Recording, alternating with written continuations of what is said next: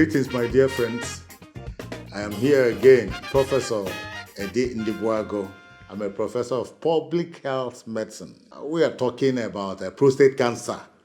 A disease that really is ravaging the male folk. It's killed so many people, it's still killing people, including doctors, professors, so many high-ranking people. But this is a disease that is preventable. So let's talk about how do we prevent prostate cancer. Generally, in public health, in community medicine, we're talking about 3 levels of prevention. And then this classically, falls into how we prevent prostate cancer. The primary level, we do general health promotion activities using health education, awareness creation. We need to health educate people about avoiding these modifiable risk factors, about adopting healthy lifestyle. That is key. So many of these things that eventually, like we mentioned, that are the risk factors, you can modify them, you can stay away from them. And once you do that, you probably won't have prostate cancer, So primary level, health education, awareness creation. You can use the media, print media, social media these days. And incidentally, that's one of the things we're doing now, to create awareness and let people know the things they can do to stay alive. That is primary prevention. Stay away from cigarette smoking, excessive consumption of alcohol, Try to be physically active, exercise yourself. It pays. Then watch your diet. Take diets rich in fruits, vegetables, avoid this very oily and then red meat and all that. Take whole wheat, whole grain, diet rich in fiber and all that. You will stay healthy. Outside prostate cancer, you'll also be avoiding the other cancer. Don't be obese. You can work on it. If you eat well and exercise well, obesity is not your portion. And my dear brother, prostate cancer likely is not your portion. So that is primary prevention. But you find out that some people don't get to take these steps, change their lifestyle, and they keep on this path until they have cancer. And when you get to this secondary level, what we are now talking about is early diagnosis and treatment of prostate cancer. If you catch prostate cancer early, you're good. It doesn't kill. Prostate cancer is one of the most treatable cancer diseases in the world, but you need to get it early. So when we're talking about secondary prevention, we're talking about picking the disease early and handling it. And you pick it early by screening. That's why I keep shouting, my dear friends, screen. Screening is a very simple test, PSA, prostate-specific antigen assay. It's just a blood you take, and then you check it. If your score is above 2.5, then you need to watch it. You need to screen every year. If it is below 2.5, it's recommended that once you are, 40 years for black men up, you screen. Once you're 50 years for white men and Asians, you screen. Screen yearly. It's doable, Screen yearly. You just keep in touch with your PA score. It's commoner because it's commoner in black men. That's why especially in white people whose relatives, who has familiar history of prostate cancer, they also start screening from 40 years. But if your PSA score gets to 4 and is beyond 4, then you need to see a doctor. You need to see a urologist. Urologist is a doctor that is specialized on prostate issue and then the things that has to do with urinary system, kidneys and all that. You need to see the fellow for further investigation. They need to, look at you further, do other tests to check if that raised above 4 is above normal. It could be as a result of other factors like prostatitis or benign prostatic hyperplasia. But the doctor needs to do further tests to check, keep an eye, and then know whether it's prostate cancer or not. Once it's prostate cancer and it's picked early, that is secondary level of prevention. Then they will now, direct you on the things to do and how to handle it. The last level, which is the tertiary level, is what we call palliative care, essentially, because you try to rehabilitate the cancer patient and then give palliative care. You need to make the person, you're now preventing excessive pain. You need to make the death less painful.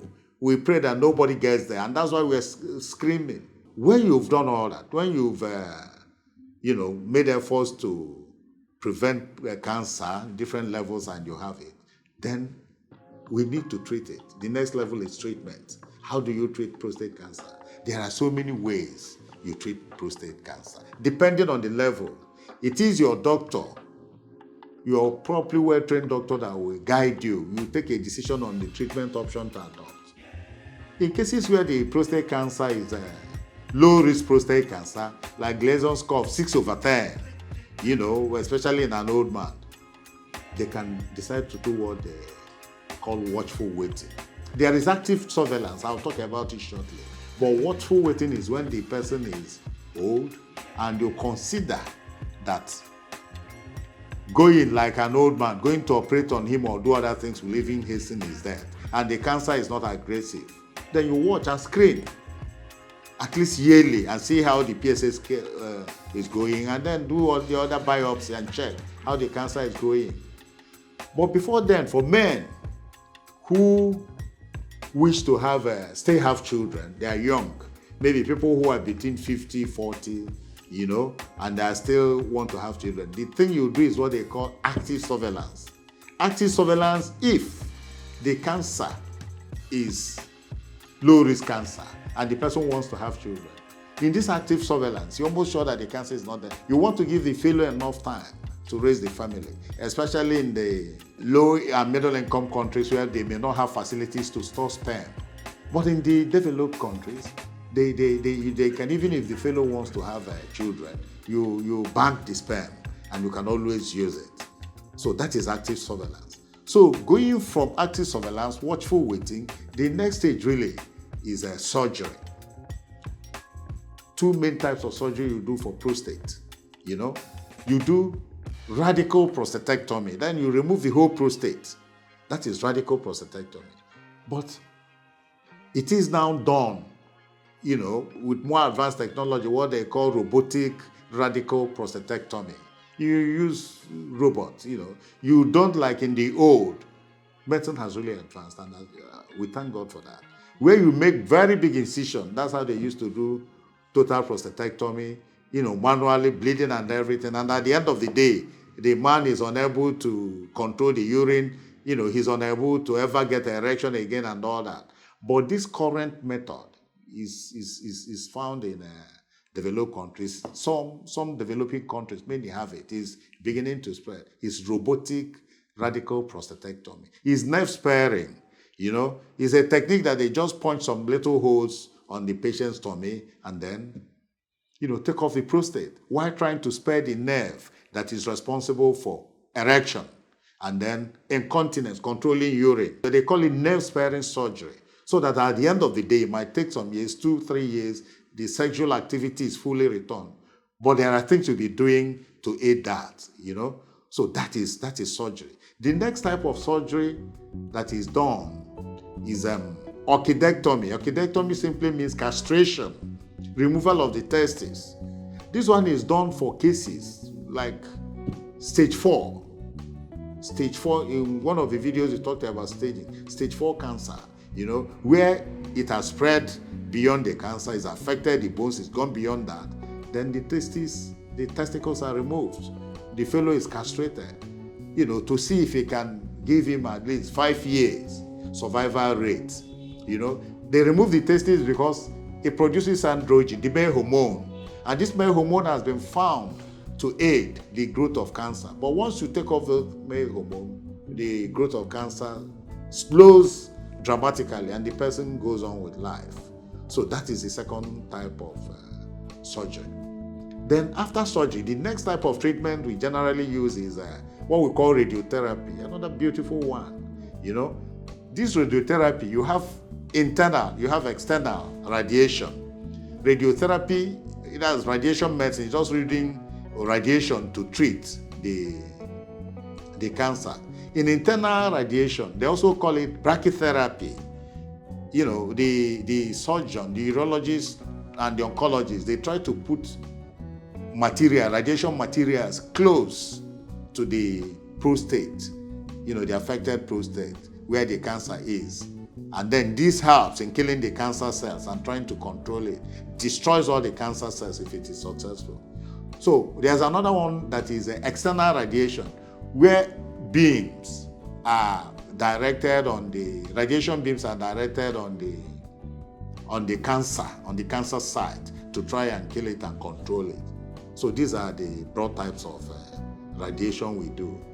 So from radiation, you now move on to chemotherapy. All these are methods. Some oncologists some doctors apply, these combine both surgery or radiation with chemotherapy. Chemotherapy is a case where, they use medicine, they use drugs to try and treat the cancer. And these cases where they found out that the cancer has spread, far beyond the gland and affected other parts of the body. There are different drugs they use. They give these drugs in cycles, They give them in cycles. Some of those drugs, they have their side effects, but eventually they're effective. So it's for your doctor to plan it and make sure that it's done properly to save the person's life and give at least 5 years of overall rate, So there are some of these drugs that, they are immune. They help to build the immune system. Some of them are anti-androgen. They help also to reduce the effect of male hormone. So these are chemotherapy, different using drugs to treat, the prostate cancer. There are the ones we also call focal therapy. In this focal therapy, the therapist, the doctor, tries to attack the cancer cells where they are. Just if you come to the prostate, just attack the particular site where the cancer cells are. There are what they call cryotherapy, or laser. They use cold, applying extreme cold on the cancer cells, trying to check its growth and then kill it. In laser, they use a beam also to tackle the cancer cells. In treating cancer, you find out that once you've done all those treatment options, especially if it's cancer you didn't pick early, if it was in stage 4, then part of the treatment too, like we mentioned earlier when we were talking about prevention, third level of prevention, palliative care is a form of treatment. You now need to give drugs to check the pain because it's a very painful experience for people who have had it. The patient is so much pain, so part of the treatment is trying to alleviate pain and make the patient as comfortable as the patient can be. Even if the patient is going to die, let it be a comfortable death. That is palliative care. That is a kind of treatment. It's also a part of a preventive care. You're trying to prevent that excessive pain. So, my dear friends, we usually end by telling you that we love you. We, from the Community Positive Health Attitude Initiative, we love you so much. Undoubtedly, your friends, your family, your colleagues, people around you, some people really love you so dearly. Why don't you stay alive? Why don't you take these simple steps? Screening. Pick it early and cut it off. I've watched very close friends die. It's avoidable. It's so painful. So don't be a victim. Go get screened. Don't keep saying, no, it can't happen to me. I pray. Yes, we all pray. God is so merciful. That's why He gave us all these options. Why don't you scream and avail yourself of this opportunity to stay alive? We love you. Thank you so very much.